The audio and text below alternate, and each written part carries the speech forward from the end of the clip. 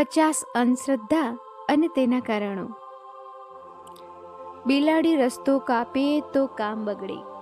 જૂના સમયમાં લોકો રાત્રે મુસાફરી કરતા બિલાડી અચાનક દેખાતી એટલે લોકો ડરી જતા. આથી લોકો તેને અશુભ માનવા લાગ્યા. ઘરેથી નીકળતા કોઈ છીંકે તો અટકવું. છીંકને પહેલાં બીમારીનું લક્ષણ માનતા.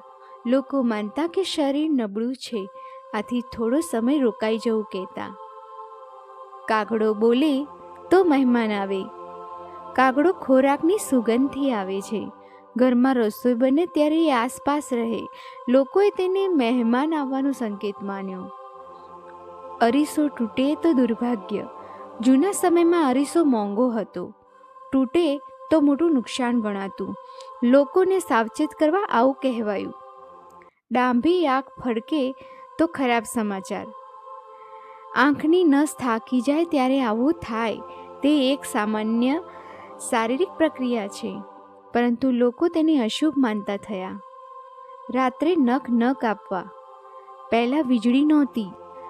અંધારામાં નખ કાપતો ઈજા થઈ શકે, આથી રાત્રે નખ ન કાપવા કહેતા. સાંજે ઝાડુ ન મારવી. જૂના સમયમાં અંધારું રહેતું.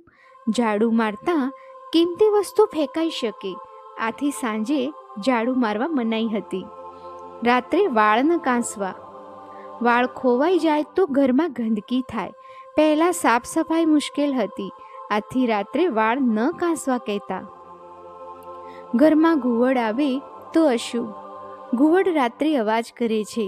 લોકોને તેનો અવાજ ભયાનક લાગતો, આથી તેને અશુભ માનવામાં આવ્યું. કૂતરો રાત્રે રડે તો દુર્ભાગ્ય. કૂતરો અજાણા અવાજો સાંભળે છે, તે સંકેત આપવા માટે રડે છે. લોકોએ તેને દુર્ભાગ્ય સાથે જોડ્યું. લીંબુ મરચાં લટકાવવું. દુકાનોમાં જીવાતો દૂર રાખવા માટે લગાવતા. લીંબુ અને મરચાંની ગંધથી જીવાતો દૂર રહે. પછી લોકોએ તેને અંધશ્રદ્ધા માનવા લાગ્યા. કાળી ટીકડી લગાવવી.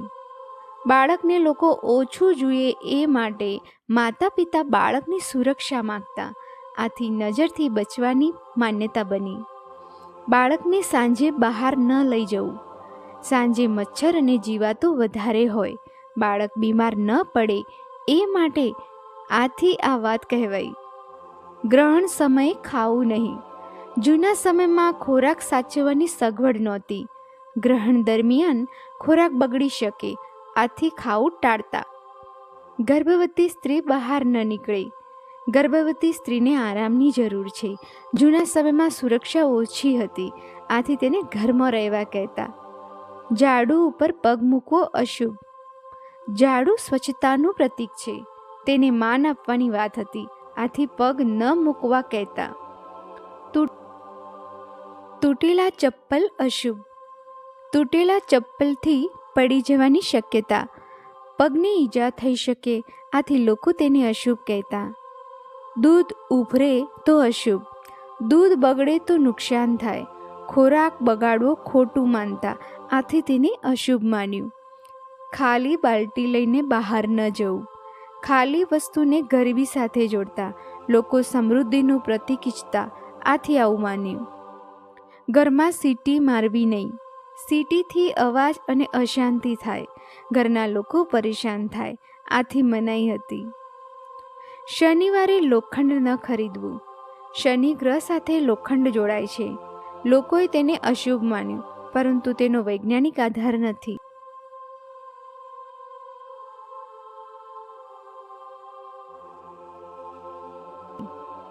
મંગળવારે વાળ ન કાપવા. કેટલાક દિવસ આરામ માટે રાખવા. નાઈઓએ પણ આરામ મળે, આથી આ પરંપરા બની. ગુરુવારે કપડાં ન ધોવા. ઘરના કામનું આયોજન કરવા માટે કેટલાક દિવસ આરામ રાખતા, પછી તેને માન્યતા બનાવી. સાંજે દૂધ ન આપવું. પહેલાં દૂધ ઓછું મળતું, ઘરના બાળકો માટે બચાવવું પડતું, આથી બહાર ન આપતા.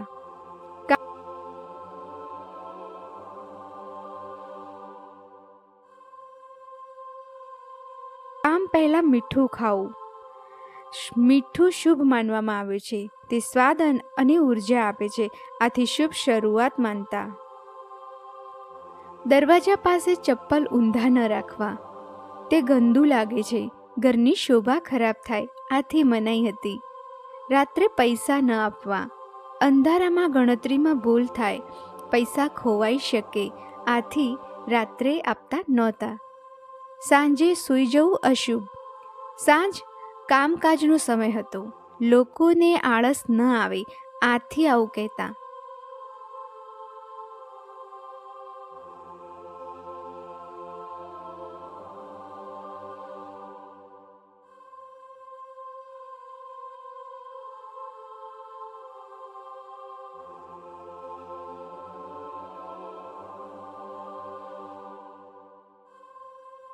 નવો કપડાં પહેરીને મંદિર જવું, ભગવાન પ્રત્યે આદર દર્શાવવા, શુભ કાર્ય પહેલાં આશીર્વાદ લેવા, આથી આ પરંપરા બની. કાળો બિલાડો અશુભ, અંધારામાં તે દેખાતો નથી, લોકોને ભય લાગતો, આથી તેને અશુભ માન્યું. કાચ તૂટે તો દુર્ભાગ્ય, તૂટેલા કાચથી ઈજા થાય, લોકોને સાવચેત કરવા, આથી તેને અશુભ કહ્યું. પાછળથી નામ બોલવું નહીં, માણસ ગભરાઈ શકે, અચાનક અવાજથી ડર લાગે, આથી મનાઈ હતી. બાળકને અરીસામાં એકલો ન જોડાવવું, બાળક પોતાના પ્રતિબિંબ જોઈ ડરી શકે, તેને ભય લાગે, આથી એવું કહેતા. નારિયેળ ફોડવું શુભ શરૂઆતનું પ્રતીક છે, ધાર્મિક પરંપરા સાથે જોડાયેલું, લોકો તેને શુભ માનતા. રાત્રે સીટી મારવાથી ભૂત આવે, બાળકોને ડરાવીને શાંત રાખવા, રાત્રે અવાજ ન થાય, આથી આવું કહેવાયું. ચાંદ તરફ આંગળી ન બતાવવી, બાળકોને શિસ્ત શીખવવા, આકાશ તરફ આંગળી કરવી ખરાબ માનતા, આથી મનાઈ હતી.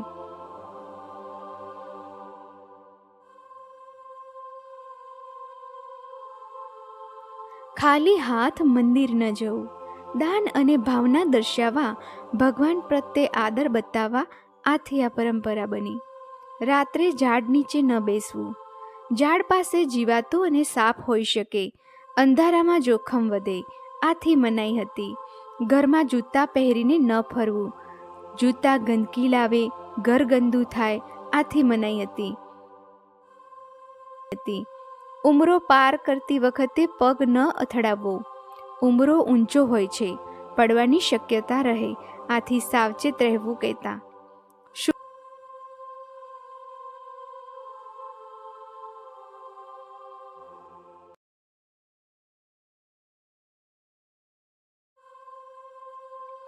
શુક્રવારે પૈસા ઉધાર ન આપવું, પૈસા બચાવવા માટે લોકોને ખર્ચ ઓછો કરવો, આથી આવી માન્યતા બની.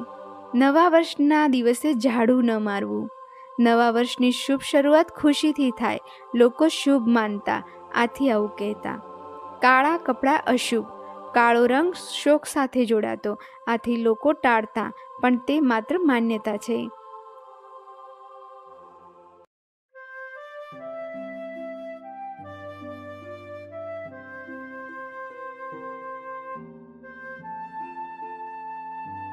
ખાવા સમયે વાત ન કરવી, વાત કરતાં ખોરાક ગળામાં અટવાઈ શકે, આરોગ્ય માટે સારું નથી, આથી મનાઈ હતી. ખાલી પ્લેટ ન રાખવી, ખોરાકનો માન રાખવો, ભોજન બગાડવું ખોટું માનતા, આથી આવું કહેતા. હાથમાં ખંજવાળ આવે તો પૈસા મળે, આ માત્ર લોકમાન્યતા છે, તેનો કોઈ પુરાવો નથી, લોકો મજાકમાં કહે છે. પતંગિયું આવે તો મહેમાન આવે, પતંગિયું પ્રકાશ તરફ આકર્ષાય છે, તે ઘરમાં આવી શકે, લોકોને તેને સંકેત માન્યો.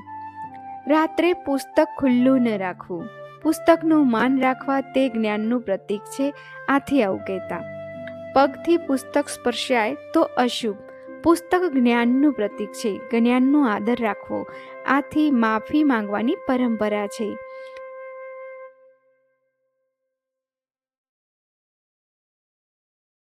કામ પહેલા શુકન જોવો, લોકો આત્મવિશ્વાસ માટે કરે, સારો સંકેત મળે તો હિંમત વધે, આથી આ માન્યતા બની.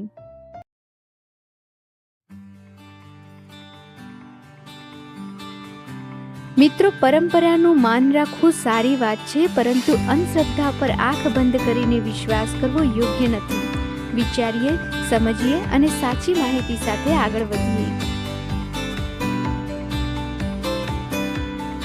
અંધશ્રદ્ધા નહીં, સમજદારીથી જીવીએ એ સાચી પ્રગતિ છે.